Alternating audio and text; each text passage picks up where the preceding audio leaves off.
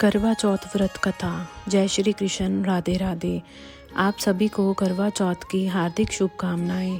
करवा चौथ हिंदू कैलेंडर का एक महत्वपूर्ण त्यौहार है, जिस दिन सुहागिन महिलाएं पूरे दिन निर्जला उपवास करके पति की लंबी उम्र की प्रार्थना करती हैं। ऐसा माना जाता है कि जो महिला श्रद्धा पूर्वक व्रत और उपवास करती है, उसकी सभी मनोकामनाएं पूर्ण होने के साथ पति को दीर्घायु का वरदान भी मिलता है। दिन भर निर्जला व्रत करने के बाद रात में चंद्रमा के दर्शन के पश्चात ही जल और अन्न ग्रहण करने का विधान है। करवा चौथ के दिन पूजन के कई नियमों में से एक इसकी कथा का पाठ करना भी है। मान्यता है कि जो भी स्त्री इस व्रत की कथा का पाठ करती है, उसे सौभाग्य का वरदान प्राप्त होता है। आइए अब श्रवण करते हैं करवा चौथ व्रत कथा। साहूकार के 7 बेटों और 7 बेटियों वाली कथा। बहुत समय पहले की बात है। एक साहूकार के 7 बेटे और उनकी एक बहन करवा थी। सभी 7 भाई अपनी बहन से बहुत प्यार करते थे, यहाँ तक कि वे पहले उसे खाना खिलाते और बाद में स्वयं खाते थे। एक बार उनकी बहन ससुराल से मायके आई हुई थी।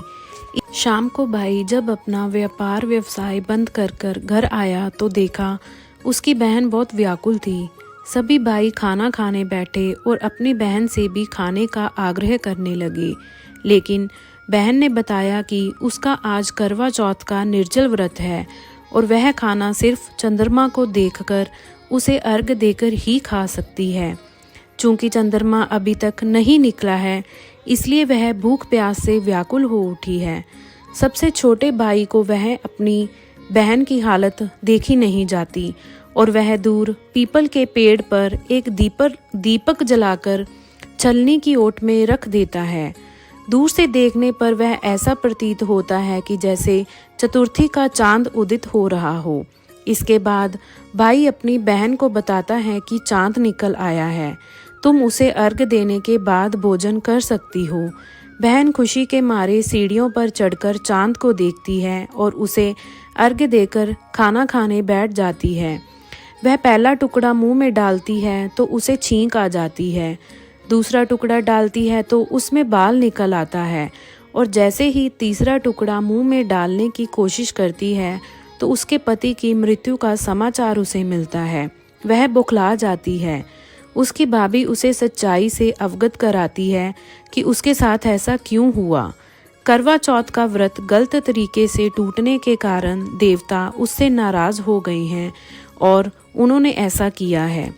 सच्चाई जानने के बाद करवा निश्चय करती है कि वह अपने पति का अंतिम संस्कार नहीं होने देगी और अपने अस्तित्व से उन्हें पूर्ण जीवन दिलाकर रहेगी।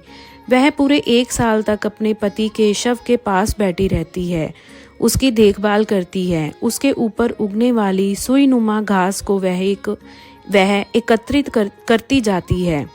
1 साल बाद फिर करवा चौथ का दिन आता है। उसकी सभी भाभियां करवा चौथ का व्रत रखती हैं। जब भाभियां उसे आशीर्वाद देने आती हैं तो वह प्रत्येक भाभी से यम सुई ले लो, पिय सुई दे दो, मुझे भी अपने जैसी सुहागिन बना दो, ऐसा आग्रह करती है। लेकिन हर बार भाभी उसे अगली भाभी से आग्रह करने का कहकर चली जाती है। इस प्रकार जब 6ठे नंबर की भाभी आती है तो करवा उससे भी यही बात दोहराती है। यह भाभी उसे बताती है चूंकि सबसे छोटे भाई की वजह से उसका व्रत टूटा था, अतः उसकी पत्नी में ही शक्ति है कि वह तुम्हारे पति को दोबारा जीवित कर सकती है। इसलिए जब वह आए तो तुम उसे पकड़ लेना और जब तक वह तुम्हारे पति को जिंदा ना कर दे उसे नहीं छोड़ना। ऐसा कहकर वह वहां से चली जाती है। सबसे अंत में छोटी भाभी आती है। करवा उनसे भी सुहागिन बनने का आग्रह करती है, लेकिन वह टाल मटोली करने लगती है। इसे देख करवा उन्हें जोर से पकड़ लेती है और अपने सुहाग को जिंदा करने के लिए कहती है। भाभी उससे छुड़ाने के लिए नोचती है, घसीटती है, लेकिन करवा नहीं छोड़ती है। अंत में उसकी तपस्या को देख भाभी पसीज जाती है और अपनी छोटी उंगली को चीरकर उसमें से अमृत उसके पति के मुंह में डाल देती है। करवा का पति तुरंत ही श्री गणेश कहता हुआ उठ बैठता है। इस प्रकार प्रभु कृपा से उसकी छोटी भाभी के माध्यम से करवा को अपना सुहाग वापिस मिल जाता है। हे श्री गणेश, माँ गौरी, जिस प्रकार करवा को चिर सुहागन का वरदान आपसे मिला है, वैसे ही सभी सुहागनों को मिले। ऐसी मान्यता है कि करवा चौथ की पूजा तभी पूर्ण मानी जाती है जब पूजा के साथ इस कथा का पाठ किया जाता है। जो स्त्रियां करवा चौथ के दिन पूजन के साथ इस कथा का पाठ करती हैं और चंद्रमा को अर्घ देती हैं, करवा माता उनके पति को दीर्घायु देती हैं और साहूकार की बेटी की तरह उनके पति पर भी सदैव भगवान गणपति की कृपा बनी रहती है। करवा चौथ के दिन इस व्रत का एक कैलेंडर सामने रखकर करवा माता का ध्यान करते हुए यदि स्त्रियां इस कथा का पाठ करती हैं और दूसरों को भी कथा सुनाती हैं तो उनका सौभाग्य अखंड बना रहता है। करवा चौथ की ये कथा आपके जीवन में सुख समृद्धि का वरदान और वैवाहिक जीवन में खुशियां प्रदान करेगी। बोलिए करवा चौथ माता की जय, माता पार्वती की जय। करवा मैया की आरती।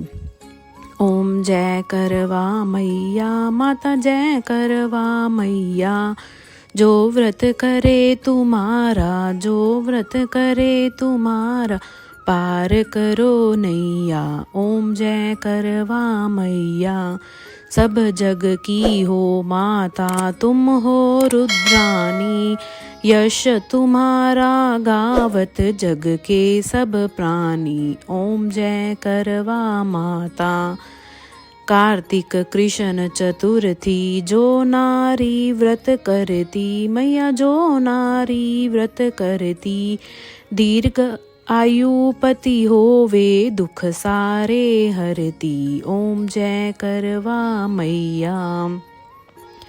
होए सुहागन नारी, सुख संपत्ति पावे, गणपति जी बड़े दयालु, विघ्न सभी नाशे। ओम जय करवा मैया।